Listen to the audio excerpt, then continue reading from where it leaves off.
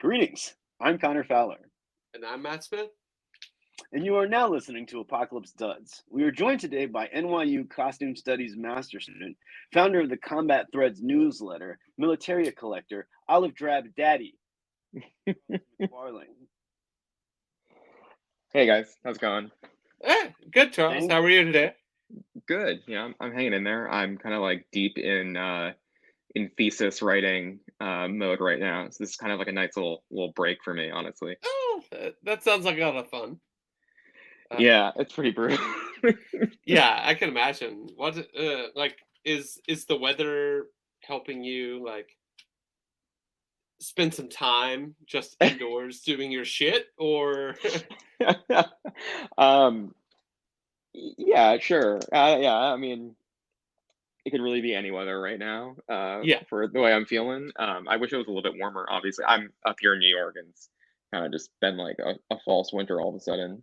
Yeah. It seems like New York has not gotten nearly the amount of snow that you're gonna expect in New York City, and so yeah. Yeah, it's like it was so mild, and then all of a sudden it kind of like snapped a little bit, and it's like it's still not that bad, but you know, Right.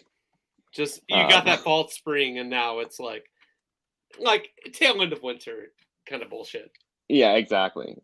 Also Uh, known as March, which is the best month. We can agree to disagree on that, but I can feel it. I can feel it. So Charles, let's start at the beginning. So you said you're in New York now, but where are you from? so I'm from like the Upper West Side of New York, Oh shit! Okay, and right across the river in Jersey too. So I kind of split my nice. time growing up between those two places. Yeah. Oh, that's awesome, man. And how old are you? Just out of curiosity. Oh my God, wait, how old am I? I just turned 29. Sorry. 29. Okay. All Mhm. right. Yeah, so going to NYU, being in the city is not really all that much different for you. Like, Yeah, I mean, I graduated undergrad in 2016. Um, Came back down to the city, and yeah, I was working. I come from kind of more of like a journalism background with like a little sprinkling of fashion stuff okay. as well. And then COVID hit, lost my job, which was great, honestly. It was a job that I didn't like very much. Um, and I was like, well, that's really now or never as far as going back to school, and it kind of just all worked out. Yeah, and here I am, 3 years later, finishing up this program. That's fucking awesome, man. Congratulations. Yeah, thank you. I feel like we all know what it is like when a job is just like, yeah, this is ending, and you're kind of like, okay, awesome. Thankfully. Yeah, yeah. I mean, it was like truly the best time to like lose one's job, right? Like kind of like right at like the the height of COVID when like unemployment was at its like max, and Right. being in Did New you York get already. unemployment? Yeah, because I mean, Oh I was yeah, oh yeah, working. that was Yeah, I great. was working like an office job, so like I had unemployment, and New York was much easier to get unemployment than other states too, which was great. Sure. Um, so that really, yeah, that was it could have been a hell of a lot worse, that's for sure. Yeah. Nice. And when and why did you start collecting militaria? Yeah. Oh man. I mean, basically for as long as I can remember is probably like the best answer. When I was growing up, my parents, we would like drive around, like, we'd go on like a road trip or whatever, go down south a little bit, go up north, whatever. And I kind of learned at a very young age. I couldn't read yet, but I knew that the cannon sign meant that there was a Civil War battlefield nearby. So I would usually request a stop around that.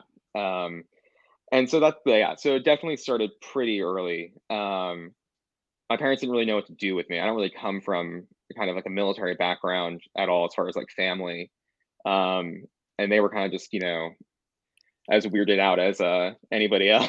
So Yeah. they they were trying to yeah, they were kind of trying to figure that out, but they were totally supportive. And then around, I guess, I was growing up, and then, sorry, I'm kind of meandering a little bit. There was a surplus store in Paterson, New Jersey called S4 Surplus, and I started going there probably when I was, again, probably around like 7 or 8. and became good friends with the owners. My parents did as well. And probably when I was around 12, they were like, hey, like there's this guy. I came in one day, there's this guy here, and he does this thing called reenacting. Hell yeah. You should talk to him.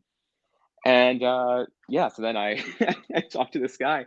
He said there was this big reenactment at Fort Indiantown Gap, Pennsylvania, right around my birthday. So we went out there, and that's when I really started like collecting properly, because like any good reenactment, there was a flea market involved as well. Of course, of course. And so that's when I really started collecting. That's when I started getting into World War II in a really earnest way, and when I started reenacting as well. So it's right around that time. So do you still do reenactments?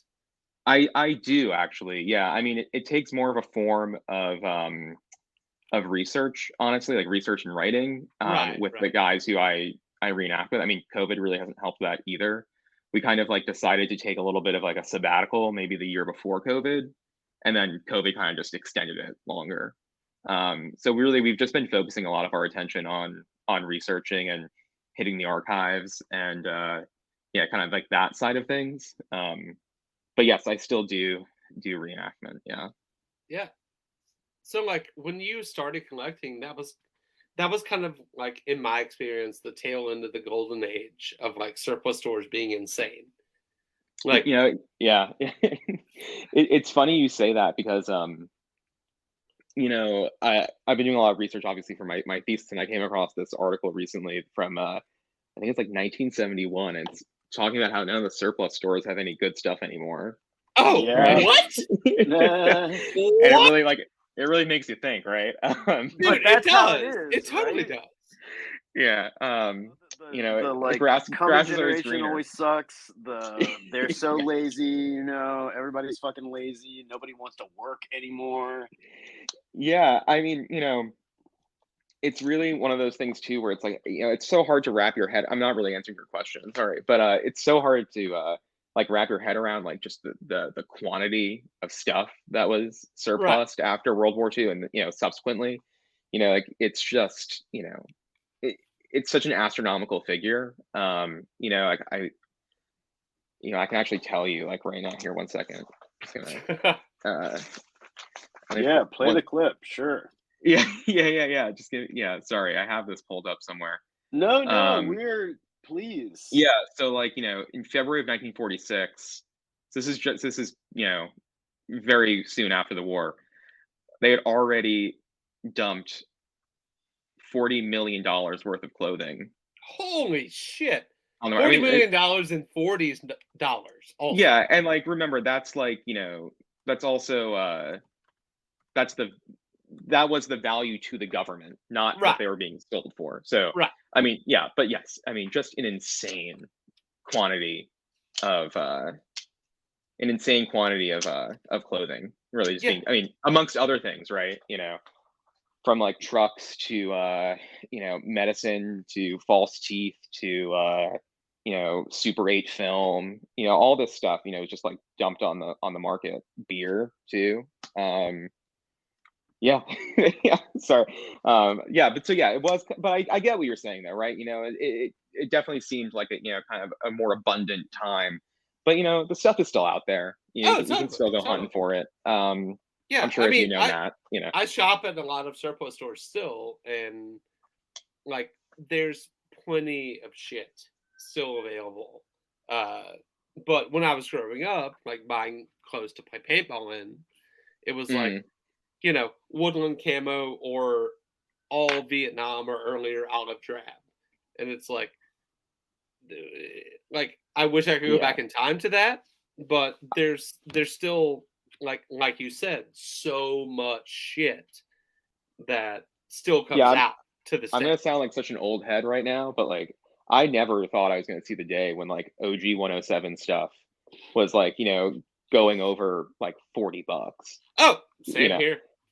Like the trout, like yeah. I mean, finding trousers in like bigger sizes now, it's like good luck. But I've when I was coming up too, it's like 41 jackets. They weren't exactly easy to find, but they weren't hard either. They were kind of like they're out there. You were gonna pay like maybe like $150. But yeah, now those things are it's getting rare and rare. But anyway, Yeah. the minutia of it all. That's what it's Charles, about. What do you That's remember? the point of the show. Yeah, it totally is. Like these are the conversations that we like to have on here because it it shows a different side of things than your regular connoisseur can find on the internet. Yeah. I mean, I think, overall I'm like pretty critical of people who kind of like go on and on about how much better the old days were, or kind of how abundant certain things were. When the stuff is, I don't know. It's interesting. I've become much more serious about tracking down stuff and really constantly scanning, eBay, Depop, Poshmark, whatever, right? And just to kind of see these kind of little floods of products that kind of seem to just congregate, I'm just noticing the past few weeks or maybe few months, P44 jackets, I've never seen so many hitting the market. Yeah. And it's just one of those weird things, right? Where it's this is just a little bump. But it just goes to prove that this stuff is still out there and still changing hands. And also the fact that a lot of it isn't quote unquote rare. That's a word that I hate using. But a lot of these things were made in the millions, if not tens of millions. And have been around for nearly 80 years, give or take. And so it's okay, this shit is still changing hands. There's still plenty of it to be found. Yeah, I mean, if I remember correctly, I think the stats on the M43 Field Jacket, as far as numbers produced by the end of the war, it's somewhere around 17 million. Yeah, right.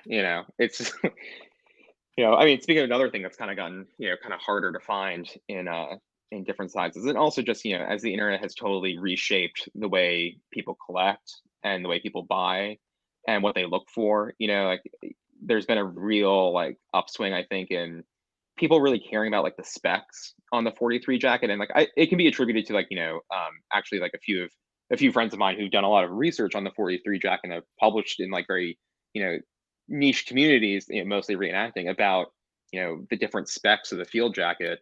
But that's really changed the way people market the jackets they're selling, and also the way people are buying them. So it's just, the stuff is always evolving. What do you remember your first quote unquote real purchase being?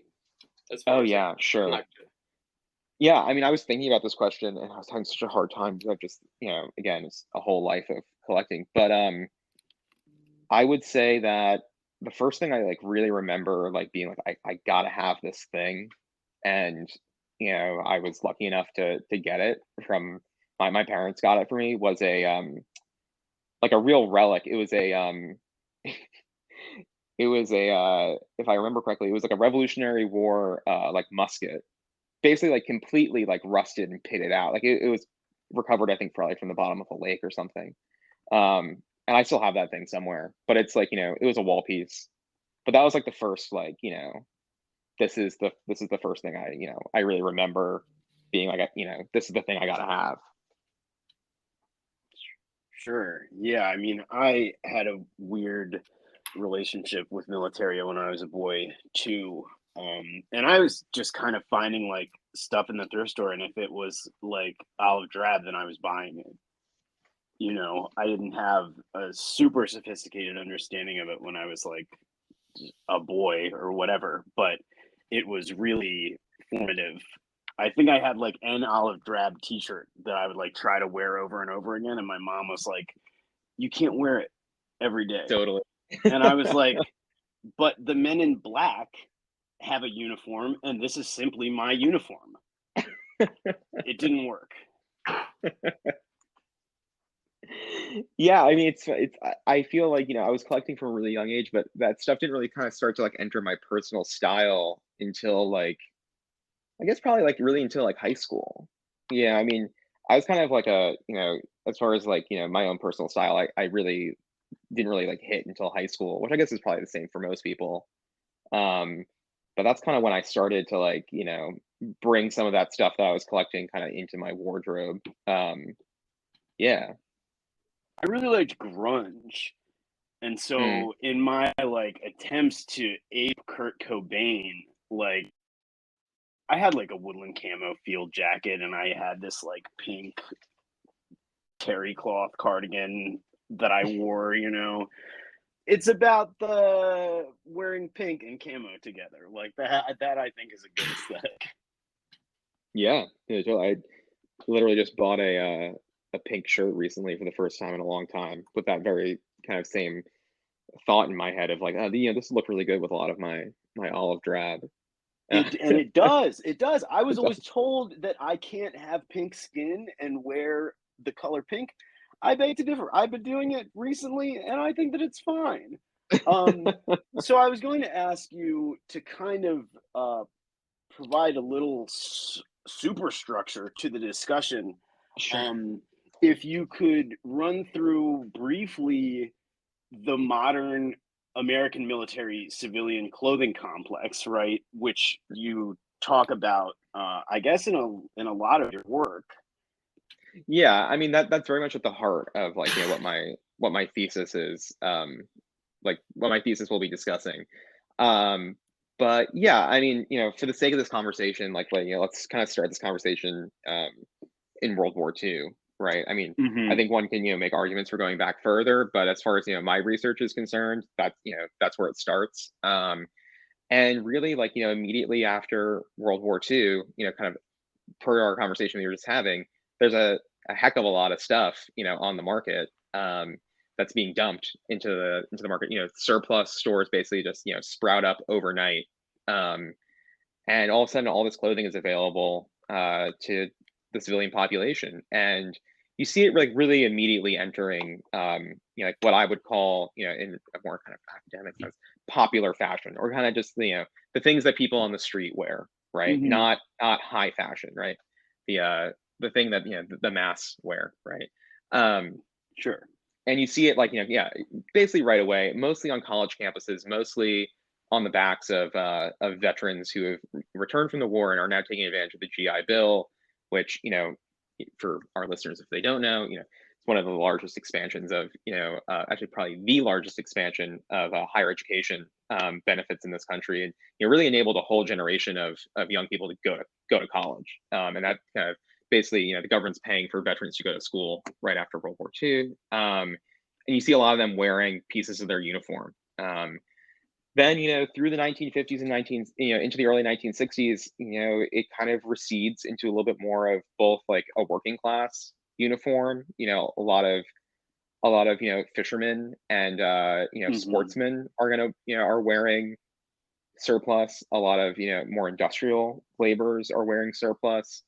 Um, and then also still like college students kind of hitting the local surplus store looking for fun stuff to wear, basically. In that period, it's actually on the college side, it's mostly women who are wearing a lot more surplus than men, at least kind of in popular media reporting. And then into the late 1960s, into the early 1970s, you see a lot of military surplus kind of adopted by different counterculture movements, as part of their everyday uniform or part of their personal style. And this, I think it's linked to a few different things. I think something that kind of overlooked sometimes with that is, it really is trying to opt out of the kind of the capitalist consumer culture of the U.S. in the 1960s, right? Really like taking Buy new yourself shit, out. Yeah, right? exactly. Yeah, like kind of like taking yourself out of the world of fashion, right? Or consumerism. Mm-hmm. And and then basically starting into the 1980s, kind of goes a little bit more mainstream. Brands like Banana Republic, starting in the 1980s, they really bring surplus to like a more like yuppie class of consumer. Um, yeah, and that's kind of that's the span of my research really on this topic. So I hope that kind of gives you kind of a little overview. We can get into whatever you want. Yeah, yeah, that was fantastic. That was exactly what we what we were looking for. So the next thing that I would get into is your piece for standardandstrange.com about Sure. Yeah. military influence on American collegiate style. I will say Mhm. the first thing that really, really stuck out to me was, as we have discussed a little bit, the post-war clothing shortage, which, like, Yeah. when you are hearing about post-war America, you're hearing about prosperity, you're hearing about abundance, you're hearing about, like, everyone has a car, everyone has a few cars, whatever. And that doesn't really seem to be true, or at least in some places. Yeah, I mean, I think it's just one of these kind of, if any student of history, like, will kind of like find these kind of small things that, you know, these things that kind of get lost to time, right? Like the period of the clothing shortage was very short, kind of in the sweep of things, right? Kind of really comes right as World War II is ending, and basically, like, is over by, I want to say, like, mid 1946, right? Like, So it's it was not, super short. yeah, it's basically like, a year, maybe a little less, right? But it's a year when, you have to remember there's about 12 million men in uniform, right? Americans in uniform, and they're all coming back from World War II basically the same time. Hmm. And the clothing industry had been, obviously geared towards, the war effort, right? So there were plans being made to, like, kind of for this readjustment, right? For, we need to have more civilian clothing, but, basically the demand outstripped, the supply, and it's kind of like as simple as that. I mean, there's a little bit more to it. I'm working on something that's gonna, with a good friend of mine, that will kind of dive a little bit more into that research. But I mean, that's kind of the broad strokes on it, right? It's this very, very brief window when, GIs are coming home and they just can't get any clothes, right? Specifically a white shirt. Like, a white shirt is kind of talked about a lot in newspaper reporting on it. Bob Ah, Hope has like a little quip about it. Kind of is totally in the mainstream. There's, shirtless protests happening in cities, like, wow. See, that's you know, wild. That's like not. I don't know. I mean, this sure. It's like it's not like people are starving, but still, it's like I don't know. That's significant. If there are a bunch of people in 1944, 1945 walking around without their shirts on in public in America, huh? yeah, and so it kind of like led to this, you know it led to kind of, some returning servicemen kind of turning to their old uniforms and making adjustments to them and changing them to kind of, make them more geared towards civilian life. So, I think you also have to think of, the psychological reasons behind it, right? So, when you were discharged from the service, you basically could wear your uniform officially for 30 days, right? That was kind of the law. It wasn't enforced, but that was kind of the idea, right? Is, you had 30 days to get some clothes, right? Um, but, it's like, some of these people had been in uniform for, you know 3 years, right? The last thing they want to do is continue to wear the same thing, right? And, Hmm. unlike today, it's, this is not a professional army where it's like, this is people's careers, right? These are people, kind of stopped their life, either were drafted or volunteered, and, were basically forced into a very rigid structure that they didn't really want to be part of. And, that doesn't say anything about, if they were happy to do it or not, right? It's nothing about the politics of it. It's just a fact that, we're all individuals, and we usually don't want to be put into a box where that individuality is, like, rubbed out, right? So the last thing you want to do when you return home is just continue to wear the same olive drab stuff that you've been wearing for 3 years. Right, right. You're trying to break the uniform. Um, Yeah, yeah, exactly. which is like, I don't know, I guess it's only natural. Another quote that I pulled from that piece, from Bard's Emily Post, which I think is really nice. Bard's Emily Post in 1946 wrote, quote, "There is no need for buying your clothes at Brooks Brothers, since the garments you slept in while serving your country are adequate." Uh, that seems like pretty mean at the least, pretty not empathetic. And so this, I mean, a little bit like the clothing shortage, it runs counter to the, I don't know, the status quo, the common knowledge about that period of time. So I'm amazed that someone would put that kind of thing in writing in 1946. Like, what do you mean? These guys just fucking, like, a lot of them just died. And so what does it matter what they are wearing, right? Yeah, I totally get. I get what you're saying. For sure. I mean, this was really important. This quote for me was really important because I went to Bard. So this was kind of like nice. some research that was like very close to home for me, and very important for my for my research. But yeah, I mean, I've mulled over this quote of a lot, and I'm trying to like again, this is a college newspaper, right? I think that's like a really important thing to like kind of like say from the jump, right? So I don't know if any of you guys worked on college newspapers. I did. Like the editing process is not exactly rigorous sometimes. Yeah. And so like I've kind of read the sense as like, is she saying like the garments you slept in while serving your country, meaning like you didn't do anything but sleep while you were in the army? Or is she saying it like the clothes that you just slept in, that you woke up in, and that happened to be the clothes you wore while you were in the army? Like, you know what I'm saying? Like, I can't tell if it's more of a comment about just like the state of the clothes and kind of the slovenliness of the student today, or if it's kind of this more like, oh, you didn't do anything overseas type comment. I don't really know where I kind of land on kind of the side of saying like, this is more of a reflection on kind of the slovenliness of the male student that she's saying. Yeah, I mean, I hope that kind of answers your question. Yeah, well, but that's what I'm saying. I think like, though, is it satirical? Because like that is actually very funny. Like, you piece of shit, like at Okinawa, what are you doing? Lazy bum.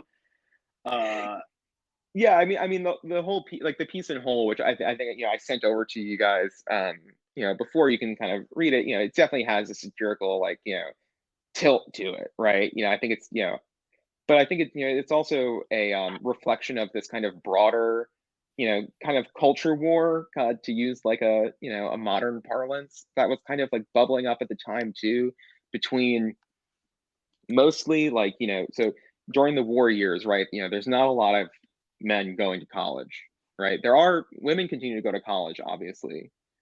So the freshman classes who are coming in, they're basically made up of fresh-faced like 18-year-old boys and girls who just graduated from high school, alongside a bunch of slightly older men who were just overseas, right? So there kind of is this kind of weird culture clash that you see pop up in a lot of college newspapers, a lot of college yearbooks from 1946, 1947, where the younger students are kind of saying like, this isn't the college experience that I signed up for, because none of these older veterans are like willing to like kind of play the games the way we want to play them. Like, no, they're not going to wear a dunce cap, right? They're not going to get hazed to join a fraternity. They're not going to take kindly to having to wait in line at the registrar's office for 2 hours to sign up for classes. And kind of just like they're not going to go to pep rallies, like these kind of more like rah collegiate type things that we would think about with like, I don't know, like a Doris Day movie like on college campus kind of thing. That's not really these guys at speed, right? A lot of these veterans who are going to school, they're seeing this as basically a way to a more financially lucrative future, to really securing their place in the middle class. And a lot of them are already married, and they might be coming to school with kids, right? So it kind of led to kind of a little bit of a strange environment on college campuses, where there was a little bit of a push and pull there.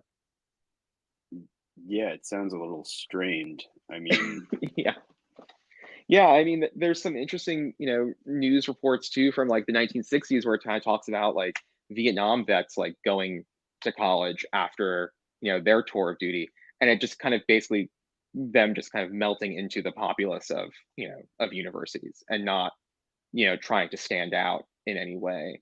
And this is quite the opposite in 1945, 1946, where the veterans are forming very tight cliques, and are very they're, I mean, back to like kind of our subject at hand, they're wearing the clothes that they just wore. Like there's some great photos of guys wearing their A2 bomber jackets that have that like quite literally have the number of missions they flew painted on them. or the number of planes shot down, inscribed on these leather jackets. These guys aren't, they're not your typical freshman college students. No, Yeah. and the pictures in that article that you found are awesome as well. Yeah, thank you. Yeah, Connor and I, when we were kind of preparing for this, like, talked a little bit about how a lot of returning vets, like, started the motorcycle club lifestyle, and like, just hearing the fact that they were just kind of like keeping to themselves through your research, like, I don't know, it just redefines that. Like, they were wearing the shit that they had because they had a hard time like adjusting to normal life after that. Yeah, I mean, I don't know how far I would go with like the argument, kind of just like off my cuff. Right. But I do think that there's definitely something to that, and something I came across again and again in my research was kind of this strained relationship between the kind of the younger classmates and their older peers, Right. and kind of coming across just like in this Emily Post, the Bar's Emily Post column, very much like that, right? Like really kind of just like complaining about the state of veterans on campus, Right. kind of how annoying they are. So that kind of leads into something else we noticed in your research, was talking about soldiers modifying their uniforms to like adapt back.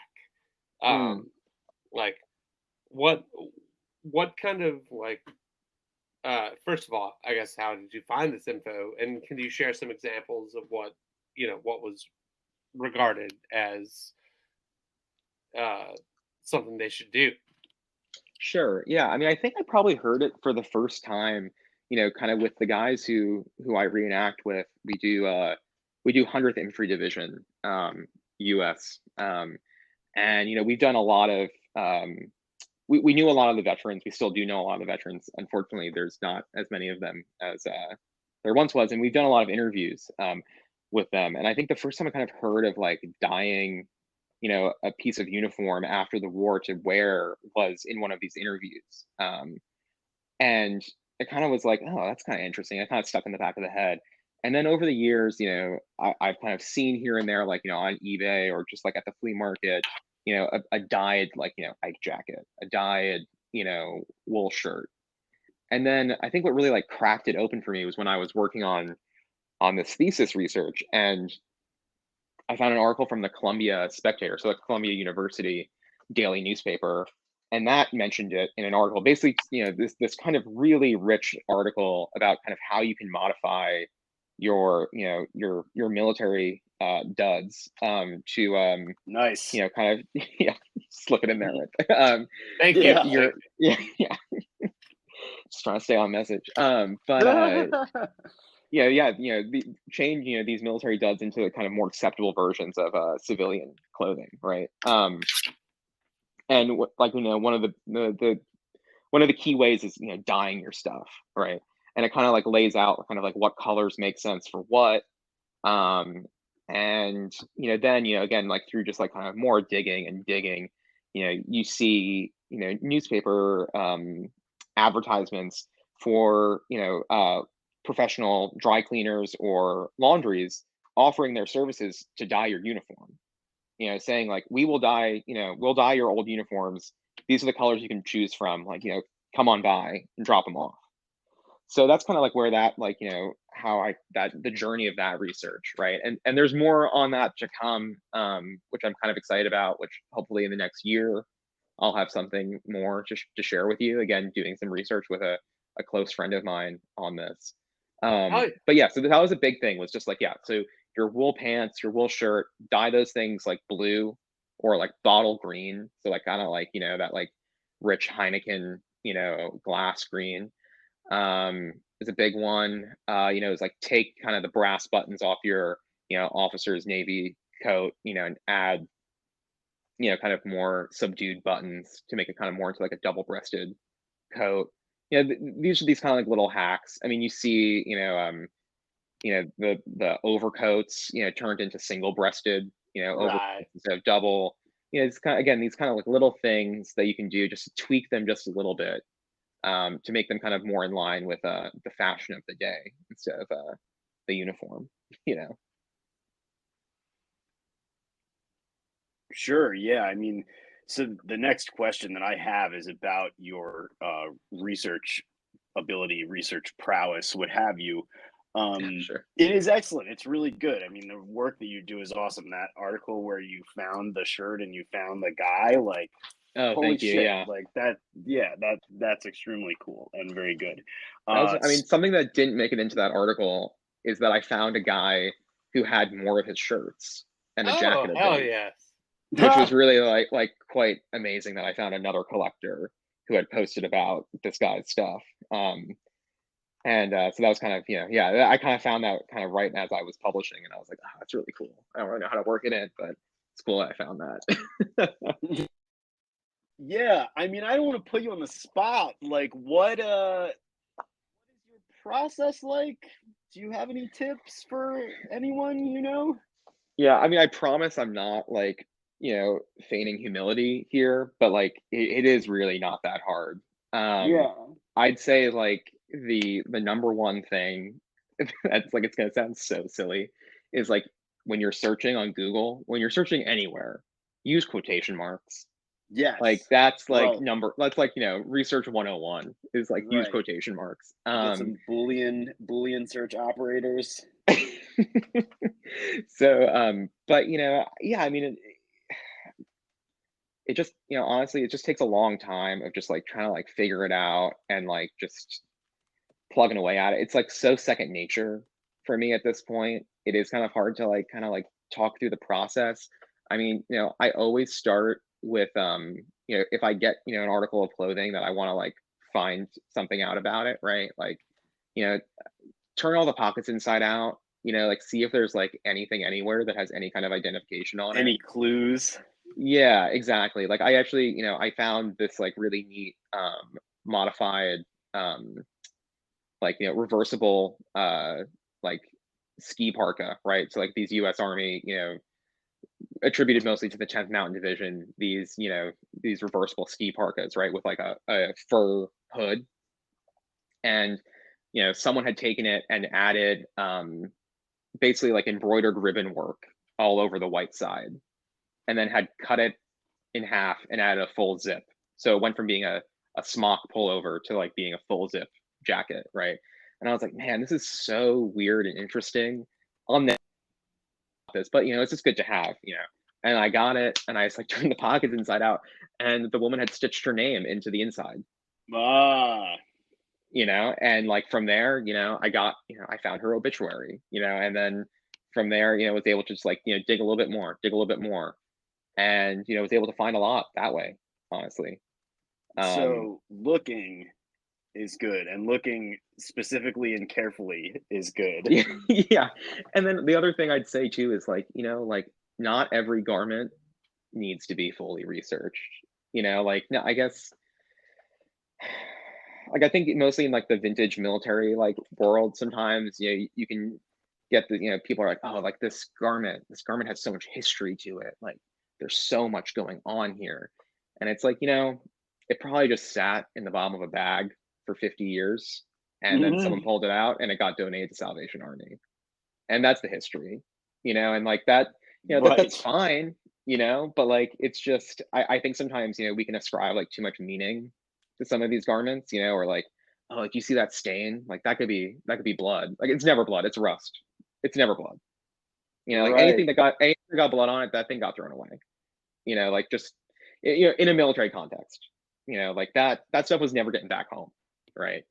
um so I think sometimes we can ascribe too much, and it's like, if all the clues are there, then go for it, right? Like I really lucked out with that shirt. It had the name tape on it. It had the unit patch on it. Like with a unit patch and a name tape, like you're in business, right? Like you can find anything. And like even like with World War II stuff, right? If it has a laundry number on it, you can maybe get there, right? So the laundry number in like the US Army, right, it would be your last initial followed by the last four of your serial number, right? And Mhm. if you just like, you can find it there's like a website, basically a database that you can just like plug in the last four of a serial number, and you can just see everybody else who had that. You can see all of the serial numbers, right? And you can just see, you know, all right, well, there's 12 people with the last letter M and these last four serial numbers, right? These last four digits, and you can try to narrow it down from there. But again, it's like, you know, the clothes are gonna guide you as far as it can go, you know. Yeah, that's amazing. I mean, I would maybe be curious about those sites, I guess. Like, not in the moment, but we can put them out for people, because I'm sure Yeah. people have stuff that have identifying information in them. Maybe they too want to find out who the previous owner was. Yeah, and like, you know, again, like unfortunately in our world, right, it's like a lot of these things, they're behind paywalls, right? Like, Right. you know, like I'm really lucky that, you know, I'm connected to an institution, NYU, that, you know, allows me access to newspaper archives, right? Or like, you know, there's these like Ancestry. Oh, right. So you can search obituaries and stuff. I see. Exactly. Yeah. Or like, you know, ancestry.com has this like the sister site called Fold3, which is all military records, right? That they've digitized.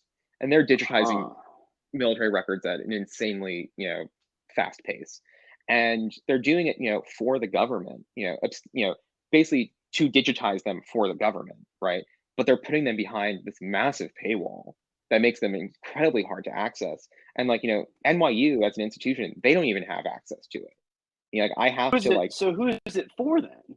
It's for like independent researchers, you know, like genealogy people. Yeah, it's for the you know, like Fox News quarter buyer, silver quarter buyers. Yeah, or like, you know, like I have friends that, you know, that have spent the money to like have access to that, you know, and I'm able to like, thankfully I'm able to, you know, borrow those credentials, right? But, you know, if not, it's like, all right, I guess I got to pay $500 a year for this Fold3, you know, thing, right? I don't know if it's actually $500 a year, but it's a lot. But yeah, I mean, it's a drag. But you know, there's still ways out there. You know, I encourage everybody to hit the archives. You know, like chances are you're close to a branch of the National Archives. You know, the most relevant ones for like finding people, you know, or the most relevant one would be the one in St. Louis. You know, and you can find researchers who can do work for you there that, you know, aren't incredibly expensive, you know, but you know, stuff is out there, man. You know, I'll keep on returning to that. Yeah. Totally. So, what have you collected over the years that are your top three favorite things? So like the top three favorite things like in my collection. You don't necessarily need to have them, I will say, but I would honestly, I think 3 and 3, like top 3 pieces overall and top 3 things that you own. Okay, sure. All right, no particular order. I'll do for the things in my closet, or in my archive, as I like to call it, or my giant Z rack that I have.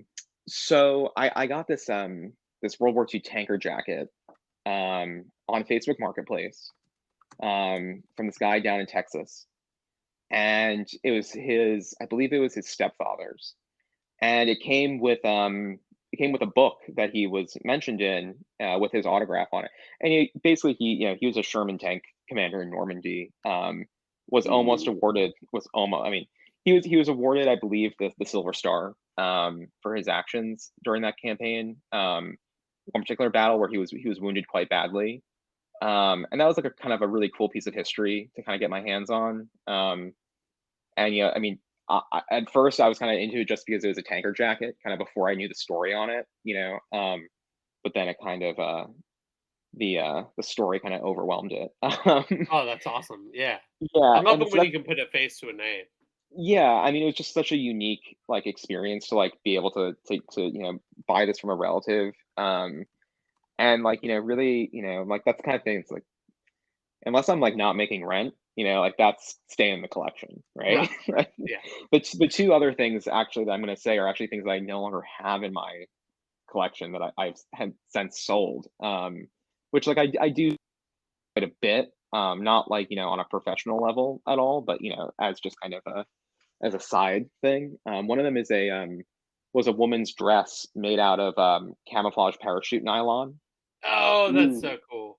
So it was like a very 1950s, early 1960s style dress, made from that kind of very distinctive camouflage nylon material. So a lot of people call it silk. It's not silk. It's nylon. And that is quite a cool thing to grab. And then oh yeah, and another thing was, this was kind of like one of my first like really big scores. Was I found a pair of unreinforced 1942 jump trousers Nice. on Depop of all places, for very little, basically. Yeah. And that was quite a cool find. Yeah, those are like the top three things I feel like that have been in my collection. Yeah. And what was the other question? I'm sorry. Just like what's your kind of like top three designs, military wise, that you've come across? Oh, sure. That I've come across. Kind of a loaded question, I understand. Yeah, no, it's fine. I mean, I'm very partial to it's not really my area of research so much, but British Army combat smocks.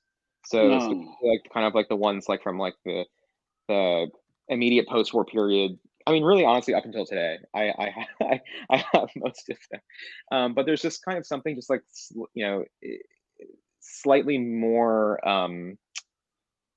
sartorial, one could say, than like the U.S. style of field jacket. Like the pockets are slanted. Certainly. It's like that. It's.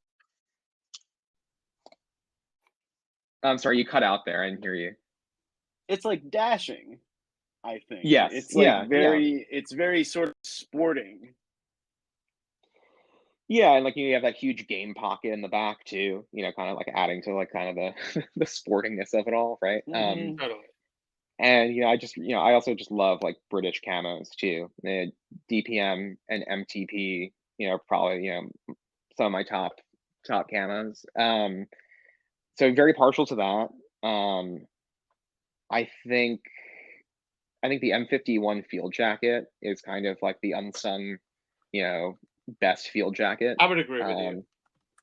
Yeah, it kind of like, the M43 obviously is very special to me, but the M51 basically takes away kind of all of the things from the M43 that were just not quite practical. Right. Like basically, the open lapel, like the collar that lays flat like a suit jacket, right? Yeah. And adds the zip too, and just like kind of these are kind of little things. And then it doesn't also have the kind of awful design features of the M65, which I think is honestly just not a great jacket. But what do you hate about the M65? Yeah, why not? You got it. If you say it, you got it. I mean, I think just the stand-up collar with the hood is like just not very flattering. I mean, again, I'm talking from what looks good. Yeah. But I will say that like the cuffs make no damn sense. Okay. Like the kind of fold back Velcro cuff. Right. It's just like those things are like always getting in the way. They don't really make any sense. It really should just be like a button cuff like the M51, or like I've seen a few modified like with like a woolly cuff, like with like a a gathered wool, like a sock top. Yeah. Yeah, and yeah. So yeah, I don't love the M65. And then as far as like, what else? Man, that's two. Oh man, I might just need to call it with that, honestly. Okay. We'll live with that. 5 things is a lot. Yeah. Yeah. Yeah. I love HBT as much as the next guy, But one of the best fabrics, even though it's not the strongest, for sure. Yeah. I mean, just the way, especially on like on old HBT, like not like reproduction stuff, just the way the twill pops, from the repeated washing, Yeah, just totally. like it looks great. It looks It so does. good. It And those fades things are very so well. over, like, and it's one of these examples too of something that's like those jackets were so oversized that you can just like still find them so abundantly now in like most people's sizes, right? Like, Right. I'm like a 43 regular and I can wear like a 38 in that like all day, So, it's one of those things you can just still find quite a bit of.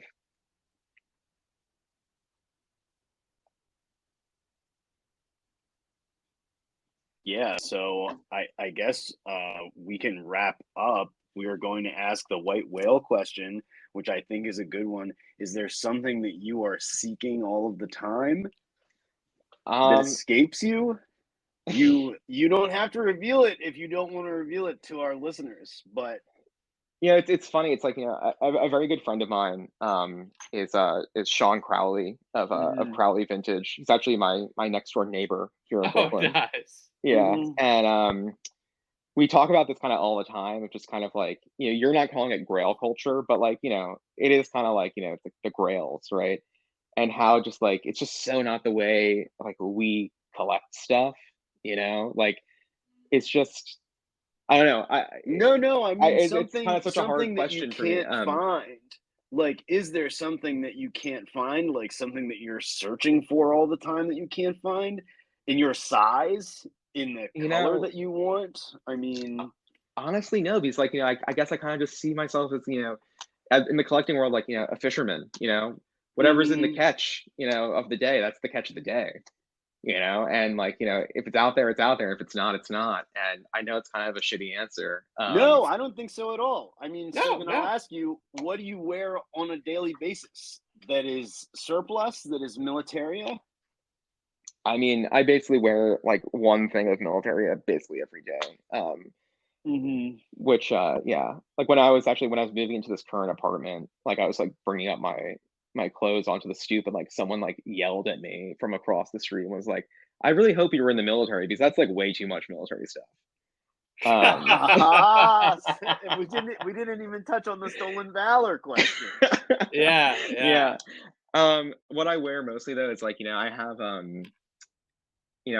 like a few pairs of HBTs that like I cycle through quite a bit.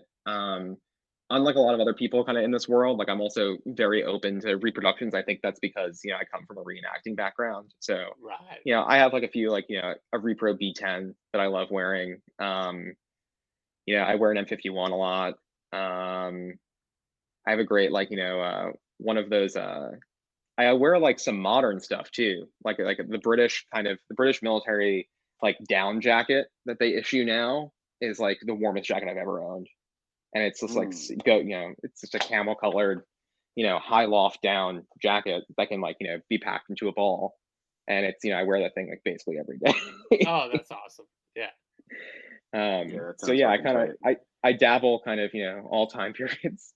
Probably the oldest thing I wear on like a semi-regular basis, or at least like would wear it out of the house, no problem, is I have like a World War, probably like early World War II like hate belt that I'll sometimes wear. So it's kind of like, it's a like a very thick leather belt with like different British regiment cap badges pressed into them. And I'll wear that every once in a while. Oh, that sounds awesome. Yeah, that's a good one. It sounds like the archive has some stuff in it, which I would not call Grail material as per your request, but it sounds like you have some nice shit, my friend. Yeah, and I can send you guys some pictures and you can kind of see some of the stuff. Yeah, that'd be awesome. We would be happy to post it if you were willing. Yeah, I mean, that would be awesome. I don't really care about like, keeping things out of view. No, right. Yeah, that's definitely just not my style. Yeah, I don't know. You guys have anything else, or is that kind of, are we there? I think we're there. Charles, thank you for coming on. We always like to give the guests a chance to shout out whatever they want to shout out. So have at it. Yeah. Well, you can follow my work at Combat Threads on Instagram. And do follow Yeah, the work. yeah. It's a great resource exceptionally and good. just generally interesting if you're into military issues. Thank you. Yeah, I mean, I it's would say pretty. it'd be interesting to a normal person. Oh, a totally. non-freak person who is like obsessed with camouflage. You would be Right. compelled by this shit because it's culture. Yeah, and like that's totally like what I'm going for, right? And like that's like kind of like the crossroads of my research, right? It's like that popular culture in military uniforms. And I'd say like yeah, if you're like someone who's not like super into military stuff, start with the Desert Storm Yeah. merch Nice. articles. Like that's like a really weird one that like I spent a lot of time researching, and I think is really interesting and just super weird. And yeah, so yeah, you can follow my work there. It's on Substack too, Combat Threads. Yeah, that's what I would plug. There we go. Awesome. Hell yeah. We are at Apocalypse Studs on Instagram, apocalypsestuds@gmail.com. If you listen to this and enjoy it, please rate us on Spotify so we can get whatever we can get. Connor knows that shit. I do not. Whatever they Charles, give, whatever award they give you, the little star they give you. yeah, Who knows? let's get a star. Let's get a star. But Charles, thank you again Yeah. for coming on, and this was hella fun. This is great. Thank you so much. It's yeah. Again, it's really nice to kind of step away from thesis work to kind of just have a chat. Nice. Well, good luck to you on your thesis, sir. Thank you. I am Matt Smith at Rebels Rogues on Instagram. And I'm Connor Fowler at Connor Fowler. And yeah, thanks for listening. Talk to you soon.